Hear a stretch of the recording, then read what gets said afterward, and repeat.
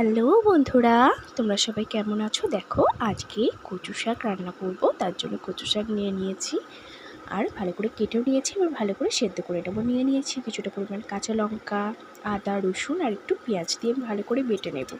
কড়াই কিছুটা পরিমাণ তেল দিয়ে পেঁয়াজ কুচি দিয়ে দিয়েছি আর চিংড়ি মাছ দিয়ে আমি ভালোভাবে ভেজে নেব। দেখো, অনেকটাই ভাজা হয়ে গেছে। এবার আগে থেকে করে রাখা বাটনাটাও আমি দিয়ে দেবো পরিমাণ মতো নুন, চিনি, হলুদ, লঙ্কার গুঁড়ো, জিরের গুঁড়ো দিয়ে ভালো করে আমি কষিয়ে নেব।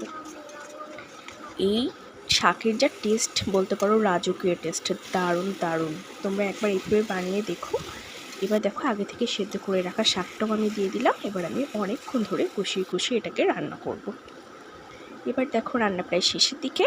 আমি এবারে লেবুর রস দিয়ে দিলাম, এতে ব্যালেন্সটা ভালো থাকে আর চুলকানোর ভয়ও থাকে না। পরিমাণ মতো ঘি দিয়ে দিলাম আর গরম মশলা। এবার প্লেটে নামিয়ে নেব। তোমরাই দেখো কেমন হয়েছে।